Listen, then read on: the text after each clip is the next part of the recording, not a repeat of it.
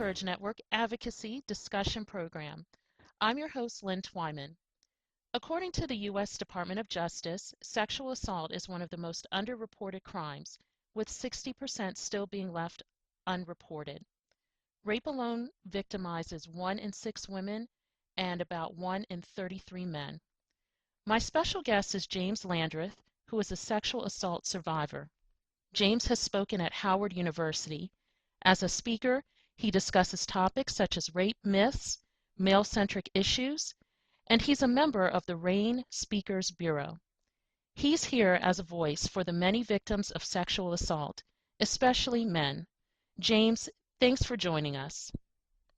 Well, you're welcome. I'm glad to be here today.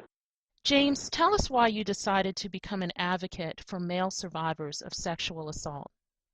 Well, as one myself, I realized very quickly that resources for all survivors in general are pretty lacking, and then when you look at male-centric resources, they're almost non-existent in most areas.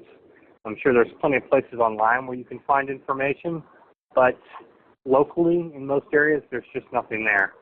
You'll find in a lot of places there are group settings for therapy, and most of those group settings, men are shut out of those groups. So, like for instance, here in the D.C. area, I was only able to come across one place that has groups that are for men, and the waiting list on that is very, very, very long. Some of the other groups in this area are women only, and that's it. Given that they're funded by tax dollars for some of these groups, it's kind of depressing to think that I'm paying my own tax money to support some of these groups, yet I can't go to them, and I'm a survivor myself. That is a dilemma for many victims in general, and then particularly men, is finding comprehensive resources for support. James, what are some common myths about men who are victims of sexual assault? One common myth, and a lot of men believe this themselves, is that an erection equals consent, and it does not. There are quite a few women who don't understand this either. They think that, an erection automatically means that you're aroused, when really it is no different than when a woman ends up being wet during or orgasming during a rape. It's the exact same thing. Your body responds to stimuli whether you want it to or not. It happens to men just as much as it happens to women. But a lot of men believe it, and a lot of women believe it as well. If you were erect, that means you wanted it. That means, therefore, you consented.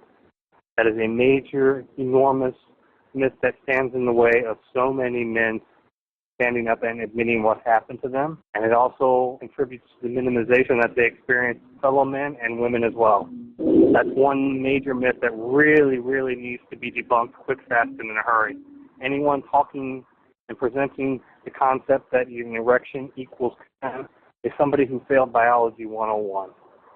And when I hear a man say it, it's even more distressing, because that tells me this person is either just not thinking, they're intellectually denying the truth to themselves because they have to know this, or they're just denying something that happened to themselves because it's safer to do that.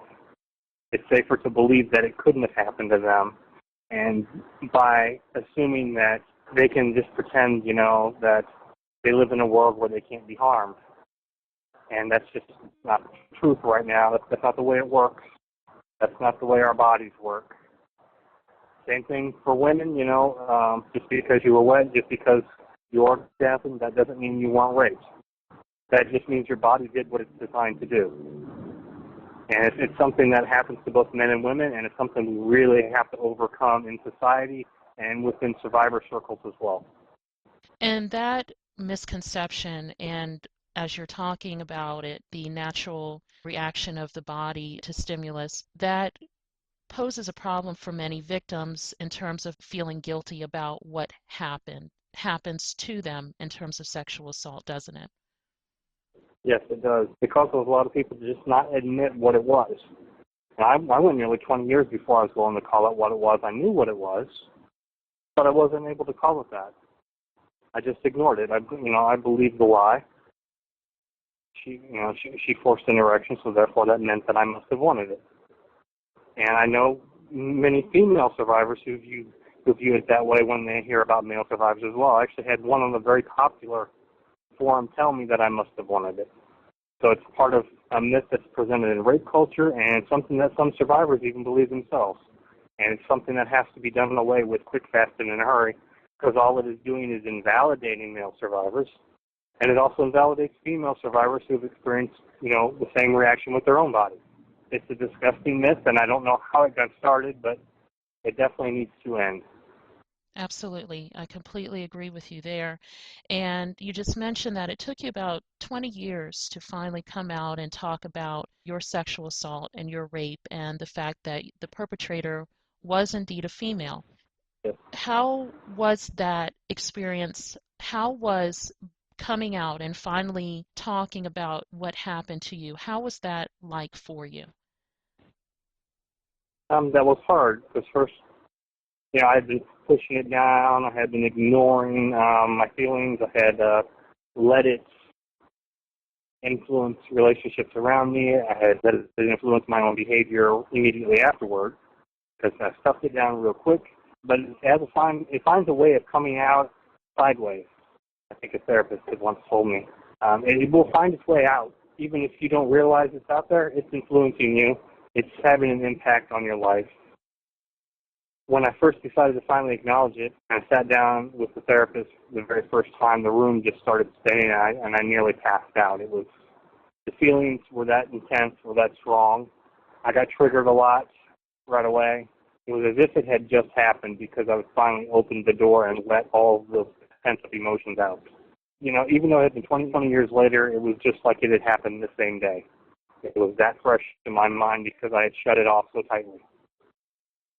And there's a lot of trauma associated with abuse in general, no matter what kind of abuse. We often do talk about women's responses to abuse, but for you as a male survivor, like you just mentioned, the reaction and finally coming out and opening up and admitting that this tragic incident had occurred was also just as traumatic. And I believe that's also one of the myths that you talk about, is how men cope and men deal with sexual assault. Yeah, we just ignore it. We pretend it didn't happen. We call it something else. Oh, you're getting lucky, and every man wants that to happen. And I've even had women tell me that. It's a coping mechanism that some men use, but it's also a means of minimization that some women employ to pretend that men don't get raped too. Which is pretty disgusting to think about, but it happens. There are just as many women out there putting us down as there are men putting ourselves down. And we got to get both genders involved here in fighting against this, helping survivors of all genders face up to what happened to them, find the assistance they require, find the secondaries to be part of their support system, and to transcend what happened. You don't get past it, you don't move past it, but you can kind of transcend it. It becomes part of you and part of your experience, but it doesn't have to define you forever. Absolutely. And James, how has your family been supportive? With my own family, they've been supportive. We don't talk about it a lot because I do see therapy. I do a lot of work online. I talk about it individually, but not in a large family setting, since I am several states away from most of my family. They've been supportive. No one's been negative or anything in that regard. So I'm lucky that I've got a family that believes me. I've got a family that's supportive. That's not something that a lot of male survivors have. You get the eye rolling, you get the, oh, whatever. That's just something that happens to women. That's not something that happens to men. And you get the usual, you were erect, so you must have wanted the garbage, which, like I said, is present both in men and women believing that nonsense. So fortunately, I didn't have that problem with my family. But a lot of male survivors can't say the same. And James, you brought up a really good point that I want to mention, and you have a supportive family that is there for you. And I just want to bring out the point that for all listeners, it's important that if someone does come to you and says that an incident such as a sexual assault or abuse or bullying, even for that matter, does happen, has happened, definitely take it seriously and be open to what the person has to say and look at ways that you can support them. And what resources do you recommend, or where can those who have experienced this kind of trauma, men in particular, go to for help? Well, there are quite a few places that I really like to go to that I found really helpful. One is an organization and website with an active forum. It's called Male Survivor, and it's available at malesurvivor.org. There's also a book written by Mike Lew. I believe the title is Victims No Longer. And Mike Lew has a couple other books as well. So his name is Mike, and it's L-E-W, Lew. So if you Google him, you can find a lot of books he's written. There's also a handbook that I've been involved with, and I know the author of, called Resurrection After Rape. It was actually it was written geared more towards women, but the exercises will work for a man as well. And I've been involved in that book at home, and I use it. And that has both a Facebook group, again, it's called Resurrection After Rape, and it has a group also on a website called dailystrength.org. I find both of those groups to be very helpful. I'm also involved with a group called Pandora's Aquarium. It's called Pandys, Pandys.org. I'm actually moderator of the male forum there. So I encourage male survivors to join there as well, and then seek out the male forum, and they can IM me or the other male forum moderator there, Steve, and we can get them a password so they can get in. So it's lots of discussion areas. It has lots of places where you can just read if you don't want to talk. Just read. You can read other people's stories. You can read other people's coping strategies. You can read papers online that talk about myths. You can read papers online that talk about different individual aspects of healing. There are all kinds of resources available online. If you're not ready to take the first step, first real-world step of maybe talking to a therapist, that's not for everyone, although I recommend it if you can do it. It was really helpful for me. One key thing that you need to do if you're just discovering, that this is what happened to you, is to find at least one person in your life. You don't have to tell them everything that happened. Somebody you trust, somebody you think that will validate your experience. This person doesn't have to be a survivor themselves, although sometimes that really helps if they are. And you'd be surprised how many people you know who are, but have never spoken to you about it. Somebody you can trust, somebody you know that will keep your confidence, somebody that you can go to when you're just having a bad day, that will believe you and that will be there for you but won't question you. Give as few details as you feel comfortable with, or as many as you feel comfortable with. It's entirely up to you what you say and how much you reveal. But you need to have at least one person you can talk to. And the person doesn't necessarily have to be residing in your own home. They don't even have to be in your own house if you can get them on the cell phone. Just find someone you can talk to. Even if it's only online, like I said, Male Survivor, Pandys, Resurrection After Rape, the Facebook or the Daily Strength group. There are all kinds of resources available to you online if you're not ready to do something offline and in the real world. It's helpful to know that, there are members all over the world for all these websites. So it doesn't matter what time of night it is. You can be getting up at 2 a.m. Somebody in New Zealand is logged in and online, and they're there to talk to you if you want to talk to them. All these groups have areas where you can do chat with other members, so you don't have to feel alone no matter what time of day it is.